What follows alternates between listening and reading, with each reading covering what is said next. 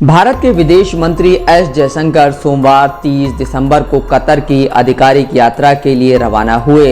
S Jaishankar 30 दिसंबर से 1 जनवरी 2025 तक Qatar में रहेंगे। भारतीय विदेश मंत्रालय के मुताबिक यहाँ वे कतर के प्रधानमंत्री और विदेश मंत्री शेख मोहम्मद बिन अब्दुलरहमान अल थानी से मुलाकात करेंगे। मंत्रालय की ओर से जारी बयान के मुताबिक यात्रा का मकसद द्विपक्षीय संबंधों को मजबूत करना है। साल 2024 में यह चौथी बार है जब भारतीय विदेश मंत्री डॉक्टर एस जयशंकर कतर जा रहे हैं। इससे पहले वे फरवरी, जून और दिसंबर में वहां गए थे। इसके अलावा कतर को अपना दूसरा घर बताने वाले प्रधानमंत्री नरेंद्र मोदी भी इस देश की 3 बार यात्रा कर चुके हैं। सत्ता में आने के बाद प्रधानमंत्री नरेंद्र मोदी ने साल 2015, 2016 और 2024 में कतर की यात्रा की। उनकी कतर के अमीर तमीम बिन हमद अल थानी से मुलाकात हुई। इसके अलावा सितंबर 2019 में संयुक्त राष्ट्र आम सभा और दिसंबर 2023 में दुबई में हुए जलवायु सम्मेलन में भी दोनों नेताओं की मुलाकात हुई थी।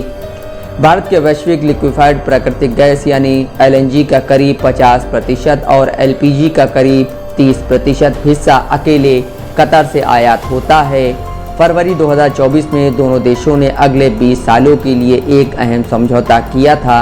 समझौते के तहत भारत कतर से 2048 तक LNG खरीदेगा। मध्य पूर्व में कतर एक न्यूट्रल देश है जिसका किसी के साथ कोई बड़ा विवाद नहीं है। कतर की UAE, सऊदी अरब, ईरान, तुर्की, अमेरिका और इसराइल से लेकर हमास तक के साथ अच्छे रिश्ते हैं। ऐसे में बिना किसी रुकावट के भारत कतर के साथ आमने सामने डील कर सकता है। भारत अगर रूस के साथ कोई डील करता है तो उसे अमेरिका और यूक्रेन का ध्यान रखना होगा, लेकिन कतर के संबंध में ऐसा नहीं है। वह ईरान और सऊदी अरब की फिक्र किए बिना अपने हितों को ध्यान में रखकर कतर के साथ आगे बढ़ सकता है। कतर एक ऐसी सॉफ्ट पावर है जो मध्यस्थ के तौर पर चर्चा में रहता है। जब हमास और इसराइल की बात आई तो कतर की मदद ली गई क्योंकि उसकी सुनी जाती है और इसका फायदा भारत भी अंतर्राष्ट्रीय मामलों में उठा सकता है। भारत के वाणिज्य एवं उद्योग मंत्रालय के मुताबिक इस दौरान भारत ने 1.70 अरब डॉलर मूल्य का सामान कतर को निर्यात किया। वहीं भारत का इस दौरान 12.34 अरब डॉलर मूल्य का आयात रहा। साल 2019-20 में दोनों देशों के बीच व्यापार 10.95 अरब डॉलर, 2020-21 में 9.21 अरब डॉलर, 2021-22 में 15.03 अरब डॉलर रहा और 2022-23 में 18.77 अरब डॉलर तक पहुंच गया था। कतर भारत को LNG, LPG, ethylene, propylene, ammonia, urea, chemical, plastic और एल्युमिनियम जैसी चीज़ें बेचता है। वहीं भारत से वह अनाज, तांबा, लोहा, स्टील, फल, सब्जियां, मसाले, प्रोसेस्ड फूड, इलेक्ट्रॉनिक मशीनरी, कपड़े और रबर खरीदता है। कतर जैसे खाड़ी देश हजारों करोड़ रुपए टूरिज्म, स्पोर्ट्स और एजुकेशन सेक्टर में खर्च कर रहे हैं और इस स्थिति में भारत उनके लिए एक बहुत बड़ा बाजार है। इसलिए सिर्फ कतर भारत की ज़रूरत नहीं है बल्कि कतर को भी भारत चाहिए। Qatar chamber of commerce and industry के मुताबिक वहां 15,000 से ज़्यादा बड़ी और छोटी भारतीय कंपनियां काम कर रही हैं। इनमें Larsen and Toubro, Voltas, Shapoorji, Pallonji, Wipro, TCS और महिंद्रा जैसी बड़ी कंपनियों के नाम भी हैं। कतर फाइनेंशियल सेंटर के मुताबिक भारतीय कंपनियों ने कतर में 450 मिलियन अमेरिकन डॉलर निवेश किए हुए हैं। भारतीय रुपयों में यह रकम करीब 3900 करोड़ रुपए है। वहीं कतर इन्वेस्टमेंट अथॉरिटी ने बड़े पैमाने पर भारतीय कंपनियों में हजारों करोड़ रुपए का निवेश किया हुआ है। QIA ने साल 2022 में निवेश फर्म बोधि वृक्ष में करीब 13,000 करोड़ की वित्तीय सहायता करने की घोषणा की थी। इसके बाद जुलाई 2022 में बोधि वृक्ष ने कोचिंग इंस्टीट्यूट एलन कैरियर में 36% हिस्सेदारी के लिए करीब 5200 करोड़ का निवेश किया था।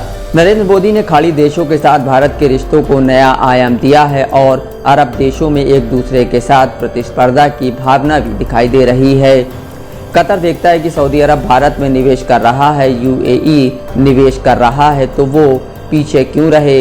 भारत में नरेंद्र मोदी की जो छवि है वो मजबूत सरकार दिखाई देती है, उससे भी द्विपक्षीय संबंधों में मजबूती आती है और बड़े निवेश दिखाई देते हैं। कतर में करीब 30 लाख लोग रहते हैं, लेकिन इसमें सिर्फ 3.5 लाख या कुल आबादी का 10% ही कतर के नागरिक हैं। CIA की वर्ल्ड फैक्ट बुक के मुताबिक क्षेत्रफल की नज़र से भारतीय राज्य त्रिपुरा के बराबर कतर देश में 65.2% मुस्लिम आबादी के बाद दूसरे नंबर पर हिंदू हैं, जिनकी संख्या करीब 16% है। भारतीय विदेश मंत्रालय के मुताबिक कतर में 8,35,000 से ज़्यादा भारतीय नागरिक रहते हैं। यह कतर का सबसे बड़ा प्रवासी समुदाय है। कतर की कुल आबादी का करीब 27% हिस्सा भारतीय समुदाय का है। इतना ही नहीं, वहाँ पर 19 भारतीय स्कूलों में करीब 45,000 भारतीय बच्चे पढ़ रहे हैं। इसके अलावा कई यूनिवर्सिटीज़ में भारतीय छात्रों ने दाखिला लिया हुआ है। हाल के सालों में कतर ने अपने यहाँ श्रमिक कानूनों में बड़े बदलाव किए हैं। इसमें कफाला प्रथा को ख़त्म करना और नौकरी देने वालों पर पासपोर्ट जब्त करने पर जुर्माना लगाने जैसे प्रावधान शामिल हैं। जब कफाला लागू था, तब अगर कोई कर्मचारी बिना इजाज़त के अपनी नौकरी बदलता था तो उसे आपराधिक मुकदमे, गिरफ्तारी और प्रत्यर्पण का सामना करना पड़ता था। कफील कभी कभी उनके पासपोर्ट जब्त कर लेते थे, जिससे मजबूरी में उन्हें असीमित समय तक देश में रहना पड़ता था। वित्त मंत्रालय के मुताबिक साल 2021-22 में विदेश में रहने वाले भारतीयों ने 89.1 अरब अमेरिकी डॉलर स्वदेश भेजे थे।